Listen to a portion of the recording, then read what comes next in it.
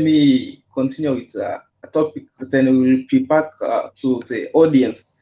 We will answer their questions. Now, APM, let's say that you are going to the USA, you are already in the USA. There's this people having perception like now you say that I was a principal here in Kenya in a certain school, a big school. Now I'm going to USA, I'm going to work on the same post, like the same principal. You know, that's what people have.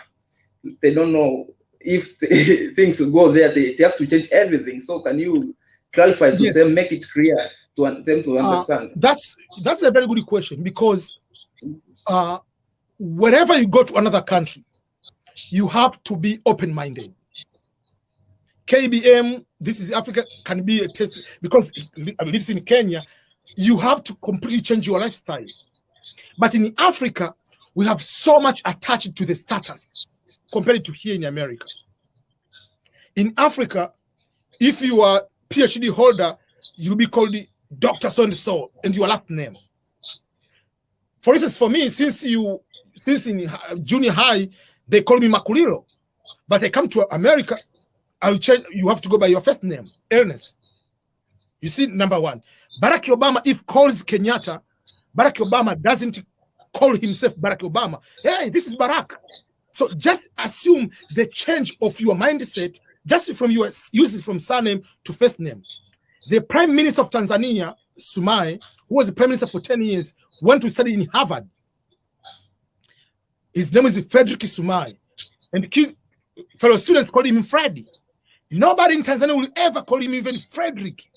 So you have to come with the mindset that I'm going there, I'm going to change, I'm going to be open-minded. When you come here, depends in most of the time, most of your work experience in other countries might not necessarily be applicable because they don't trust, like, okay, your work experience, who is your supervisor? They want to see, oh, you work in company A, which city, which state.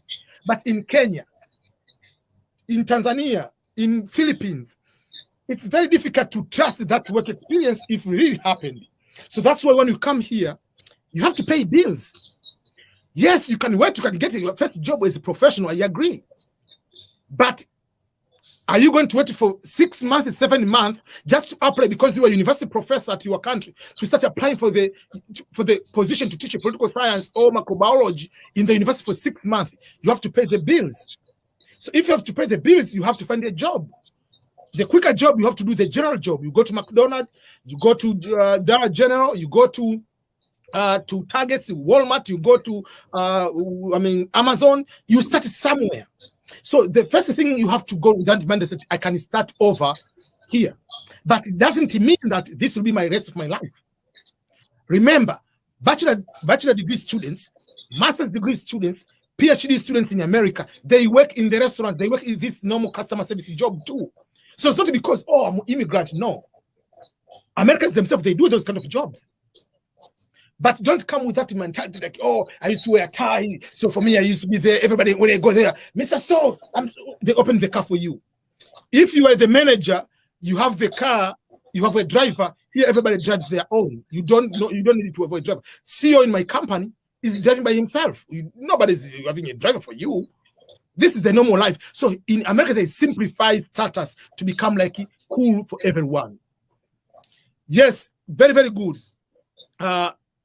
You can come here and start doing Uber.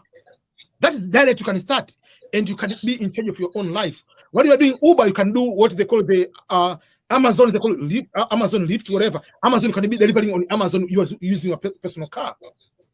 There is one guy, a friend of mine. We used to be in California. He decided later to stop doing anything else. He's been here for more than 15 years. So he was doing Uber because he lived in Orange County, which is nearby LAX. So he was doing like hours, crazy hours. He was making over 10,000 per month, but he sacrificed a lot. So you can decide how you want to do. Let's forget about the status, how much money you make. What do you want to accomplish? Because you can end up having a good job, being in the bank, and you're getting paid $12 per hour. But working in Amazon to collect the box, you're paying $15 per hour. Which one do you prefer? Are you here for status, or are you this for this way? But no matter what position you are, do that job with your heart. That's something you never know. You've watched the Undercover Boss show, right? Some people can just disrespect people like this job. You don't do something like that. You never know. Maybe the person is working with you is a boss. I can give you an example. At one point, it was the lowest point of my life here in the US. I have a child. I'm married. I don't have a job. My father died. I came back from funeral. I came back to America. Then I have to live with my in-laws. An African husband lives in the in-laws' home because you cannot support yourself. So I had it because California is very expensive. I had to work I went to work in the one, like a factory or whatever. They are designing clothing, fabric, the blueprint, and then they are going to print in China. So my job was to clean. It was cleaning the entire thing. Over there, nobody has a bachelor degree in the entire area. I'm the one with a master's degree. At that time, I had the admission for PhD to go to study PhD, full scholarship in South Dakota. So I was just doing like normal. So people, they do not know. They would think I'm black. So usually for me, I'm blending. I don't care about my education. I'm working that post. I'm playing the role being that way. So one day I was cleaning one of the offices because that company was owned by 3 millionaires. So I saw a picture of Serengeti. So I was looking at the picture. So the guy said, "Do you know that place?" I said, "Yeah, that is Serengeti. It's in Tanzania." So how do you know that? I said, "I'm from Tanzania." So the guy during lunch came to sit with me. So I kept talking, whatever. So what is your plan? How long have you been here? I said, my plan, at that time, this fall, I'm going to start my PhD. He said, "Do you want to tell me you have a master's degree?" So the guy up to today became my friend. He said, "If you want to start a business of clothing, I'm your guy. This is my business." So you never know, as long as you do with your heart. So you have to do. I cleaned the toilets. I was doing this kind of crazy. When I was in the Navy, I was cleaning. Like people didn't know I had the education higher than my CEO, my commanding officer. But I have to respect all those people. With the dedication, then now I'm director of organization for entire Africa here in the US. I got a job without the pandemic. I got a job to become federal job to become like in US there is government salary scale GS from 1 to 15. The highest is 15. I was given GS 14. I'm an immigrant. I have this one, but because I started from the beginning, but my goal is not to become in the beginning. So come with the mindset that I'll go further. I can become a governor. I can become the speaker. You cannot be a president. But if you have that mindset, even if you don't reach, you'll be here. But don't come here because your income now in Kenya is $300. You come here, you get the amount of the money, $1,500, $1,500. Oh, I'm just here now. I'm just having a good time. No. Think on how you can start a study business. How can you start what you are doing this one? How can you do on Amazon, creating a store, eBay? How can I do Uber? How can I deliver pizza on the side? Keep doing. What certification do I need to improve? If you go that way, you'll go so much further. While you are doing those kind of things, avoid alcohol, drinking and driving.